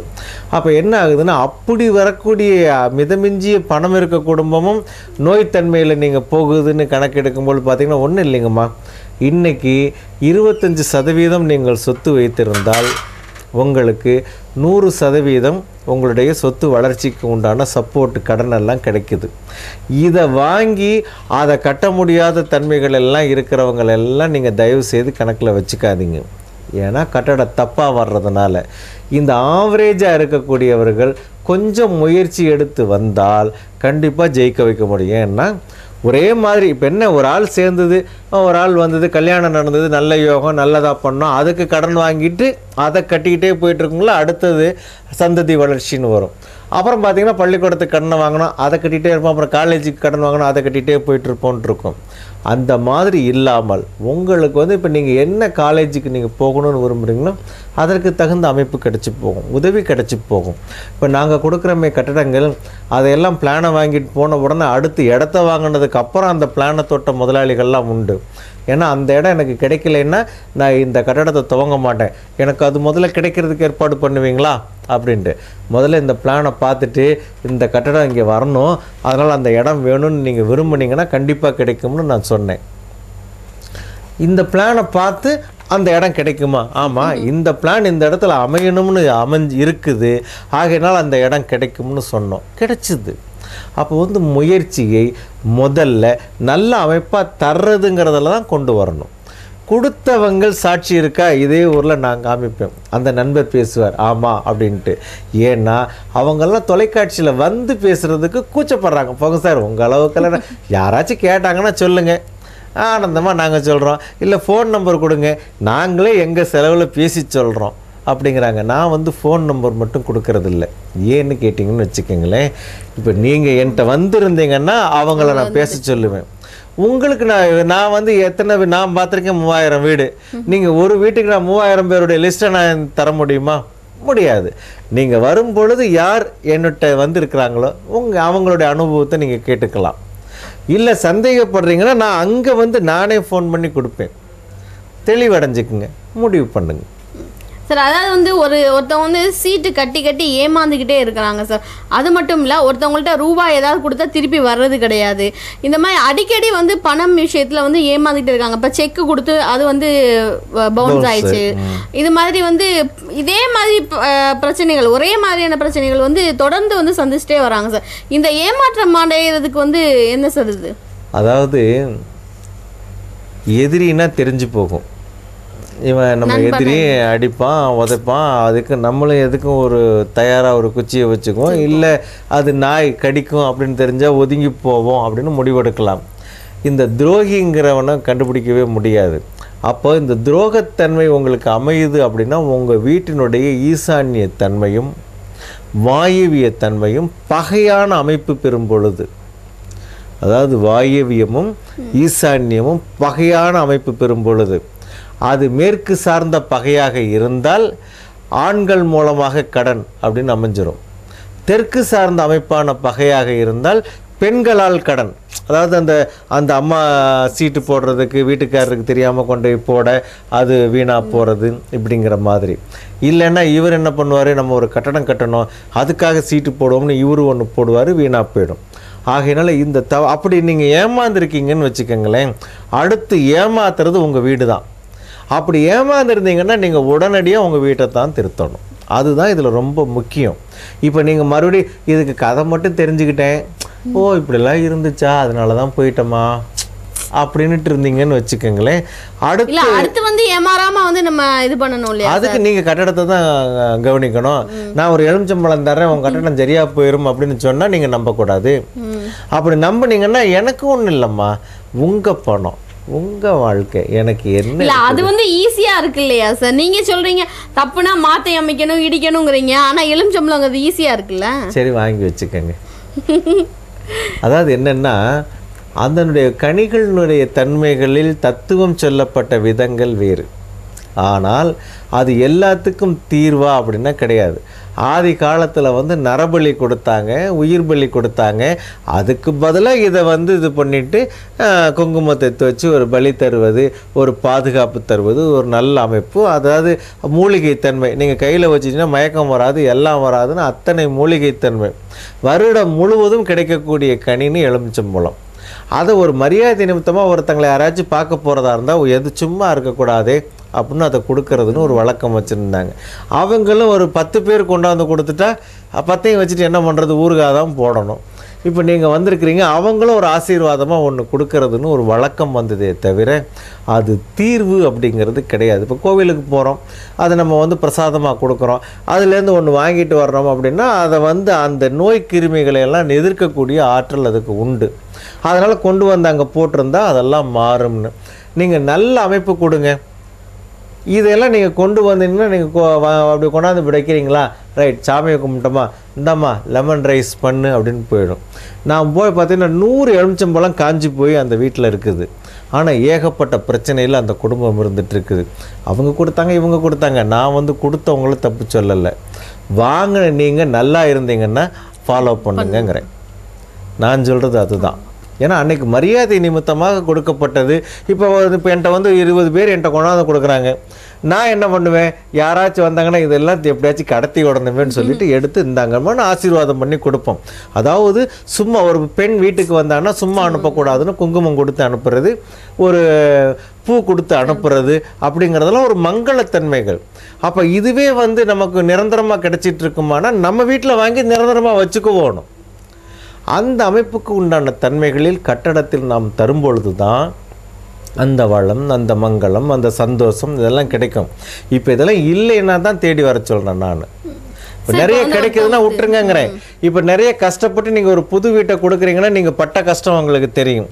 புது வீட்டில் அந்த மாதிரிலாம் இல்லாத அளவுக்கு கொடுக்கணும்னா கொடுப்போம். ஏன்னா நான் வந்து பக்கத்தால் இல்லை எல்லாரும் சொல்லும் போதே வந்து பேச்சு வழக்கிலே சொல்லும்போது இந்த வீட்டுக்கு வந்ததுக்கு அப்புறம் இப்படி இருக்கும், இந்த வீட்டுக்கு வந்ததுக்கு அப்புறம் நல்லா இருக்கும், அந்த வீட்டை விட்டு வந்ததுக்கு அப்புறம் இப்படி ஆயிடுச்சு அப்படிங்கிறத தான் முன்னிலைப்படுத்துறாங்க. அப்போ அங்கேயே வந்து ஒன்று தப்பாக இருக்குது பொண்ணு இல்லைங்கம்மா. நீங்கள் நான் வந்து ஒரு கட்டடத்துக்கு ஒரு சின்ன கோடு இந்த மாதிரி அமைப்பு கொடுக்கணும்னு கொடுத்தேன்னா அடுத்த ஸ்டெப்ஸ் அந்த கட்டடத்தில் அடுத்த வேகம் வரத்தான் செய்யுது. இப்படி வரலைன்னா நான் எதுக்கு இந்த வாஸ்து தன்மையை நான் எடுத்துக்கணும்? இப்போ எல்லாம் நல்லா இருக்குது. ஏன்னா மற்றவங்க இது வந்து நல்லா இருக்குது, மற்றவங்க இது சாப்பிட்டு பார்க்கும்போது நல்லா இருக்குது, நல்லா இருக்குனாலும் ரைட் கொடு அப்படின்னு கொடுக்குறோம். புரியுதுங்களா? இந்த ஒன்றும் இல்லை, இப்போ ஒரு மாத்திரையை வந்து டெஸ்ட் பண்ணுறதுன்னு பயோகெமிஸ்ட்ரியாக நம்ம எல்லாம் பண்ணி கொண்டு வந்து கொடுத்துட்டு இது கொடுங்க நல்லா இருக்கும்னு கொடுக்கும் பொழுது அந்த டாக்டர் இப்போ சாம்பிளாக வர நோய் ஒரு காசு இல்லாத வந்து ஒருத்தர் வர்றவன்னா அவனுக்கு இதை எடுத்து கொடுத்துட்றாரு. மறுநாள் நீ வந்துருன்னு. ஏன்னா மறுநாள் வந்தால் இது எந்த அளவுக்கு ரியாக்ஷன் இருக்குதுன்னு பார்த்துக்கலான்னு. கரெக்ட் அப்படிங்கிற அது வந்து கரெக்ட் ஆயிடுச்சுன்னு உடனே ப்ரிஸ்கிரைப் பண்ணுறாரு ஒரு 100கணக்கான பேருக்கு. ஏன்னா அந்த மெடிசன் வந்து நல்ல மெடிசன், அவருக்கு குணமாயிருச்சு அப்படின்ட்டு. அப்போ இந்த மாதிரிலாம் டெஸ்ட் பண்ணிட்டு தானே நாங்கள் இன்றைக்கி உங்களுக்கு தர்றோம். சார் இப்போ வந்து இன்னொருத்தர் என்ன சொல்கிறாரு அப்படின்னா, ஒரு நாளைக்கு வந்து குறைஞ்சது வந்து ஒரு 10 மாத்திரை எடுக்காமல் வந்து இது பண்ண முடியாது, அந்த மாத்திரையினால தான் என் வண்டி ஓடிக்கிட்டு இருக்கு அப்படின்னு சொல்கிறாங்க சார். இந்த நோய் ஆதிக்கத்தோடைய தீவிரத்துக்கு என்ன சார்? அதாவது என்ன அப்படின்னா, இப்போ மேற்கு நைதிரிய வளர்ச்சி அமைப்பு இருந்து மேற்கில் வந்து உங்களுக்கு நீங்கள் என்னென்ன தவறுகள் பண்ணி வச்சுருக்கீங்களோ இதெல்லாம் ஆணை நோயாளியாக ஆக்கும். அதே நேரத்தில் தெற்கு நைதிரிய வளர்ச்சி இருந்து தெற்கினுடைய அமைப்புகளை நீங்கள் என்னென்ன தவறு கொடுத்துருக்கீங்களோ அதெல்லாம் வந்து பெண்ணை நோயாளியாக ஆக்கும். இதுக்கு எப்போ இந்த பாகம் இப்படி வளர்ந்துருச்சோ ஈசான்யம் தொலைஞ்சிருச்சுன்னு அர்த்தம். வடகிழக்கு ஆச்சுங்களா? அப்போ இதுக்கு வந்து எரியிற தீயில எண்ணெயை கூறி ஊற்றுறது போல அப்படின்னு ஆகிப்போகும். அப்போ என்னாகுது, தொடர்ந்து நீங்கள் இது பண்ணும் பொழுது ஆரம்ப ஸ்டேஜ் அப்படின்னா ஒரு 2 மாத்திரை 3 மாத்திரைன்னு வர்றது, நீங்கள் அப்படியே விட விட விட உங்களை காப்பாற்றணுங்கிற நோக்கத்துக்காக தான் மாத்திரை தரப்படுகிறது. அப்போது நீங்கள் வாழணுங்கிற நோக்கத்தோட வாஸ்துக்கிட்ட வந்துட்டீங்கன்னா கண்டிப்பாக அது வந்து உங்களுக்கு ஸ்டேஜில் நல்ல பலன் தரும். கவலையே பட வேண்டாம். இன்றைக்கி ஒரு அம்மா என்கிட்ட வந்து கண்ணீர் விடுறாங்க 20 நிமிஷம். என்ன அப்படின்னு பார்க்கும் பொழுது அப்போ அவங்களுடைய இதுக்கு உண்டான தன்மைகள் இல்லைம்மா, நம்ம பார்த்து எல்லாம் கரெக்ட் பண்ணுவோம், எல்லாம் நல்லா இருக்கும் அப்படின்னு சொல்கிறோம். போய் பார்த்தா அந்த கண்ணீருக்கான காரணங்கள் தெரிய வருது. ஏன்னா ஒரு சில அமைப்புகள் வந்து அவங்க அவ்வளவு தூரம் வேதனைப்படும் பொழுது நான் சொன்ன உடனே அடாடாடாடா இப்படின்னு தெரிஞ்சிருந்தா நாங்கள் எப்போவோ தப்பிச்சிருக்கோமே ஐயா அப்படின்னு கேட்குறாங்க. அதாவது ஒரு 4-5 பேரை பார்த்துட்டு தான் எங்கள்கிட்ட வர்றாங்க. எடுத்த உடனே மணிபாரதி தான் பெரிய ஆள் அப்படின்னு சொல்லிட்டுலாம் நான் சொல்லலை. அதாவது 4-5 பேரை பார்க்குறாங்க, தீர்வு கிடைக்கலன்னு தான் என்கிட்ட வர்றாங்க. ஏன் தீர்வு கிடைக்கலைங்கும் பொழுது நீங்கள் பரிகாரத்தன்மையாக வேறு என்ன பண்ணினாலும் அதனுடைய பலன் கம்மியாக கிடைக்கும். அதே நேரத்தில் இந்த அமைப்பு கொடுக்கும் பொழுது முழு பலன் கிடைக்கும். சார் அது அப்புறம் வந்து இன்னொன்று என்ன அப்படின்னா வந்து இப்போ பெரியவங்க வந்து அந்த மாதிரி நோய்வாய்ப்படுறது அப்படிங்கிறது ஒரு தன்மை அப்படின்னாலும் சின்ன குழந்தையிலேருந்தே வந்து இந்த மாதிரி பெரு வியாதிகள் வருது இல்லையா சார்? அதாவது இப்போது பிறந்த உடனே 7 மாதத்துலேயே முதல்ல வந்து இன்டென்சிவ் கேரில் வச்சு அதை மெயின்டைன் பண்ணி கொண்டுட்டு வர்றது, அப்புறம் வந்து அந்த குழந்தைகளுக்கு வந்து பாதிப்பு அப்படின்னு சொல்லிட்டு உடல் உறுப்புகள் பாதிப்பு இல்லை ஒட்டி பிறக்கிறது, இந்த மாதிரி விஷயங்கள் வந்து ஏன் சார் இது? அதாவது படுக்கை அறையினுடைய அமைப்பே தவறாக அமைப்பதெல்லாம் இதுக்கு காரணம். இப்போ நாம் நினச்சிட்டு இருக்கோம், இப்போ இன்னைக்கு பாருங்கள், இன்னைக்கு பத்திரிகை செய்தி என்ன கொடுக்குதுன்னா நெருங்கிய உறவில் இருக்கக்கூடியவர்கள் குழந்தைகள் எல்லாம் பாதிப்படையுதுன்னு. ஆனால் ஆதியில் அத்தை மக மாமா மகன்னு ஒரு அதை கிராமம் உருவானதே என்னென்னா சொந்தங்கள்னால அப்படிங்கிற அமைப்பில் இருந்து. இன்றைக்கி தானே நாடு விட்டு ஊர் விட்டுன்னு நம்ம போகிறோம் வர்றோம்னு இருக்கோம். அன்றைக்கெல்லாம் பார்த்திங்கன்னா அக்கா பொண்ணை வந்து மாமனுக்கு தாய் மாமனுக்கு கொடுக்கறது அப்படின்னு கொடுத்தாங்க. அப்புறம் பார்த்திங்கன்னா இங்கே இருக்கிற பொண்ணை அங்கே கொடுத்ததுன்னு. அப்போ ஆரோக்கியத்தன்மை இருந்ததுன்னா பிரம்ம அமைப்புகள் கொடுக்கப்பட்டு சுற்றிலும் பார்த்திங்கன்னா கிராமங்கள்லாம் பார்த்திங்கன்னா ஒவ்வொரு வீட்டுக்கும் பேரில் இடம் விட்டுருப்பாங்க. அப்படியெல்லாம் இருந்தது. காம்பவுண்டு கொடுக்காமல் இருந்த வீடுகளில் கூட பேரில் வந்து உங்களுக்கு இடமெல்லாம் விட்டுருப்பாங்க. பார்த்தீங்கன்னா இந்த கட்டடம் அந்த கட்டடம் நேராக ஒட்டி இருக்க மாட்டாங்க. சுற்றிலும் வந்து செடிகள் வச்சு ஒரு சின்ன இது மாதிரியாவது அதெல்லாம் வச்சு இதெல்லாம் இருந்தது. அந்த மாதிரி கிராமத்து வீடுகளில் வந்து பார்த்தீங்கன்னா பெரிய அளவில் இல்லைனாலும் அந்த ஊர் அளவுக்கு சந்தோஷ அமைப்பு அப்படின்னு இருந்தது. இந்த காம்பவுண்டெல்லாம் மன்னன் காலத்தில் கொடுக்கப்பட்ட அமைப்புகள் போல் கொடுக்க ஆரம்பித்ததுக்கு பிறகு தான் ஒவ்வொரு விஞ்சு நிற்கக்கூடிய அமைப்புகளுக்கெல்லாம் வரப்பட்டது. இது ஆதியில் ஒரு 4 லைன் பாடலில் சொல்லி வச்சு போட்டான், இந்த மாதிரி பண்ணிட்டீங்கன்னா உனக்கு நல்லா இருக்கும் அப்படின்ட்டு. இன்றைக்கும் பார்த்தீங்கன்னா கட்டட அமைப்புகள் வந்து நிறைய இடங்களில் கட்டடத்தை கட்டிடுறாங்க, கடைசியாக காம்பவுண்டு கட்டும் பொழுது விட்டுடுறாங்க. நாளைக்கு பண்ணிக்கலாம், இன்றைக்கி பண்ணிக்கலாம், நாளான்னைக்கு பண்ணிக்கலாம், கிரகப்பிரவேசம் பண்ணிவிட்டு உள்ளே போய் பண்ணிக்கலான்ட்டு இந்த மாதிரி கொடுக்கும் பொழுது அடுத்த வீட்டினுடைய அமைப்பு தப்பாக இருந்துச்சுன்னு வச்சுக்கோங்களேன், இதாகாது. இப்போ கிராமம்னு எடுத்திங்கன்னா இந்த வீடு இவ்வளோ பெருசு தான் அப்படிங்கிற மாதிரி இருந்தால் அதே மாதிரி சைஸுகளில் தான் ஆதியிலெல்லாம் வீடு ஒரே பேட்டர்னாக, கிழக்குன்னா ஒரே அமைப்பு, தெற்குனா ஒரே அமைப்பு, மேற்குனா ஒரே அமைப்புன்னு பேட்டர்ன் இருந்தது. பார்த்திங்கன்னா இன்றைக்கி செட்டிநாடு வீடுகளெல்லாம் பார்த்திங்கன்னா அந்த மாதிரி ஒரு ஸ்டைல். ஆனால் அதில் வாஸ்து தப்புகள் நிறையா இப்போ கொடுத்து போட்டாங்க, அடுத்தடுத்து மாறுதல்கள் அப்படிங்கும் பொழுது. அப்போ ஒரே மாதிரியான அமைப்புகள் தரப்பட்ட வீடுகள் ஆதியில் பெரிய பிரச்சனைகள் எல்லாம் பண்ணலை. நீங்கள் பார்த்தீங்கன்னா தொட்டி வீடு அமைப்புன்னெல்லாம் கொடுத்துருப்பாங்க, பிரம்மஸ்தான திறவைன்னு. பார்த்தீங்கன்னா இந்த படத்தில் பார்த்தீங்கன்னா சுற்றிலும் வீடு இருந்து நடுவில் திறவை இருக்கு பாருங்கள், இந்த மாதிரியான அமைப்பு. இதெல்லாம் அரண்மனைகளில் தான் இப்படியெல்லாம் மாடக அமைப்புகள் எல்லாம் கொடுத்து அந்த பிரம்மம் ஓப்பன் எல்லாம் கொடுத்துட்டு இருந்தாங்க. இன்றைக்கி எல்லாம் என்ன பண்ணுறாங்க, கேலி பேசுகிறாங்க. இந்த பிள்ளையார் எந்த பக்கம் வேணாலும் இருக்கலாமா அப்படின்னு ஒரு கேள்வி கேட்டுட்டு, அப்படி இருக்கையில் பீரோ எந்த பக்கம் இருந்தால் தான் என்ன அப்படிங்கிறாங்க. என்ன அப்படின்னா பஞ்சபூதியத்துக்கு அதிபதியாக இருக்கக்கூடிய விநாயகன் அப்படின்னு சொன்னாங்க. மண், நீர், நெருப்பு, காற்று, ஆகாயத்துக்கு அதிபதி. அவரை வச்சா வந்து போதும், வாஸ்து குறைபாடுகள் வந்து சரியாயிடும் அப்படின்னு சொல்றவங்களும் இருக்காங்க. இதே ஊரில் அதே விநாயகரை பூஜை பண்ணவருடைய குருக்கள் வீட்டை நான் தான் கரெக்ட் பண்ணி கொடுத்தேன். அவர் என்கிட்ட வந்து அப்படியே கண்ணீர் விடும் பொழுது இந்த மாதிரிலாம் ஆயிடுச்சுங்க ஐயான்னு சொல்லும் பொழுது, கோவில் நல்லா இருக்குங்க ஐயா, வீடு தான் நல்லா இல்லைன்னு வீட்டை நான் திருத்தி கொடுத்தேன். இன்றைக்கி நல்லா இருக்கிறார். எதுக்கு சொல்ல வர்றேன் அப்படின்னா, இதில் வந்து யாரையும் நான் குறைத்து சொல்லலை, அது எனக்கு அவசியம் இல்லாத ஒன்று. நீங்கள் நல்லா இருந்தால் சந்தோஷப்படுவேன், நல்லா இல்லைன்னா வருத்தப்படுவேன். ஐயையோ இப்படிலாம் இருந்துட்டுருக்குறாங்களே, ஏன் இதில் கொஞ்சம் நல்லா இருந்ததுன்னா நமக்கும் நல்லா பாவம் நல்லது. நம்ம பாரு, நம்ம கண்ணு முன்னால் இவ்வளோ மோசமாக இந்த கட்டடம் இருக்கே, இந்த வீட்டு குழந்தைங்கள்லாம் இப்போ அவங்க எவ்வளோ கஷ்டப்படுறாங்க, இப்படி தான் நினைக்கிறோம். இவங்கெல்லாம் கஷ்டப்படட்டும் அப்படின்னு நினைக்கிறதுக்கு வராது. அதே நேரத்தில் திருத்திட்டு நல்லா இருக்கேன்னு சொல்லும் பொழுது நல்லா இருக்கு. இப்போ இதே இதில் ஊரில் ஒரு அம்மா எனக்கு வந்து டிஃபனில் சாப்பாடு போட்டு அனுப்பிச்சிட்டு இருந்தாங்க.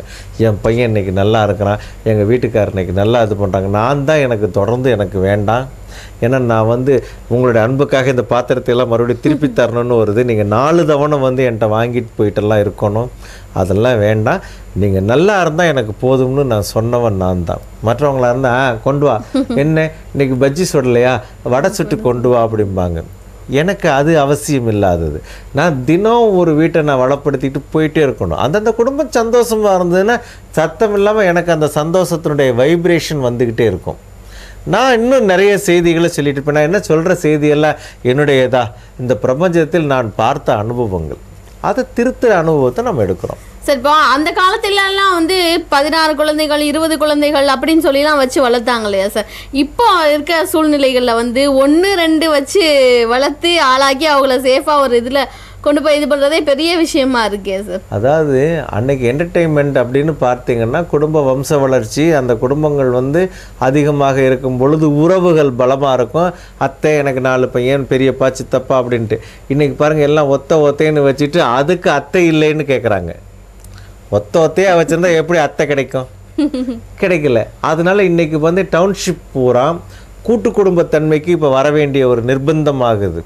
அதனால் என்னென்னா இப்போ அந்த மாதிரி ஒத்தையாக வச்சுட்டு இருக்கிறவங்க அவங்க 16 வச்சுருந்து காப்பாற்றின அளவோட மீறியில் இருக்கணும். ஏன் முடியாமல் போகுது அப்படின்னா கட்டட அமைப்பு தான்மா. நீங்கள் ஒன்றும் இல்லை, என்னை பொறுத்தளவு கவர்மெண்ட்டுக்கு நான் கொஞ்சம் எதிரி தான். இருந்தாலும் அந்த அமைப்பின் மூலமாக நம்ம யோகத்தன்மைகளை எடுக்க முடியும். ஏன்னா அன்றைக்கி உலகத்தினுடைய ஜனத்தொகை 100 கோடின்னாங்க, இன்றைக்கி 900 கோடி. இன்றைக்கும் வேலை வாய்ப்பு இருக்குது. இன்றைக்கி பாருங்கள் ஒவ்வொரு ஊர்லேயும் வேலைக்கு ஆட்கள் வேணும்னு போட்டிருக்கிறாங்க. ஆனால் வேலைக்கு போகாமல் சோம்பேறித்தனமாக இருக்கிற குடும்பங்களையும் நான் அதிகமாக பார்க்குறேன். இப்போ பார்த்தீங்க 84 வயசுலேயும் உழைச்சிட்ருக்குறாங்க, 20 வயசில் சோம்பேறியாக இருக்கிறவங்கள பார்க்குறோம். இதுக்கு கட்டட முரண்பாடுகள் தான் காரணம். எனவே கட்டட முரண்பாடுகளை நாம் திருத்தம் கொடுத்துட்டா செழிப்பு நிச்சயம். புதுசாக கொடுக்குறீங்களா, இடம் பார்க்குறதுலேருந்தே கரெக்ட் பண்ணி நீங்கள் அதை ஃபாலோ பண்ணுங்கள். இப்போ இன்றைக்கி நம்ம ஒரு இடம் 5 லட்ச ரூபாய்க்கு வாங்குகிறோம் அப்படின்னா ஒரு 20,000 ரூபா கூட நீங்கள் தாராளமாக வாஸ்துக்கு செலவு பண்ணலாம். கட்டடம் வந்து 15 லட்ச ரூபாய்க்கு நம்ம கட்டுறோம் அப்படின்னா தாராளமாக 50,000 ரூபா கூட செலவு பண்ணலாம். ஆனால் தப்பு மட்டும் பண்ணாதீங்கன்னு சொல்கிறேன். ஓகே, ஆக இந்த நல்ல வாய்ப்பை பயன்படுத்தி உங்களுடைய வீடுகளை நீங்கள் திரும்பி பார்த்து அது நல்ல அமைப்பாக நீங்கள் கொடுத்து வளமோடு நலமோடு வாழ வாழ்த்துகிறேன். வணக்கம். நன்றி, வணக்கம். ஸ்ரீ அமிர்தாவை வாழ வைக்கும் வாஸ்து சாஸ்திரம். உங்கள் குழந்தைகள் நன்றாக படிக்கவும், உங்கள் பெண்களுக்கு விரைவில் திருமணம் நடைபெறவும், வெளிநாடு சென்று பொருள் ஈட்டவும், தொழிலில் வெற்றியும் லாபமும் பெறவும், இளைஞர்கள் நல்லதொரு வேலை வாய்ப்பு பெறவும், உங்கள் அனைத்து லட்சியங்களும் நிறைவேற மாமியார் மருமகள் சண்டையை தடுக்கும் வாஸ்து. வாஸ்து சாஸ்திர முறைப்படி வழியினை கூறுகிறார் வாஸ்து பேராசிரியர், வாஸ்து ஆலோசகர், விஜய் டிவி புகழ் டாக்டர் MSR மணிபாரதி அவர்கள். தூத்துக்குடி விஜயம் மே 26, 27, 28. இடம் PSK காம்ப்ளெக்ஸ் 2ஆம் கேட் அருகில் தூத்துக்குடி. முன்பதிவுக்கு RG ஜனனி, செல் 9865376115.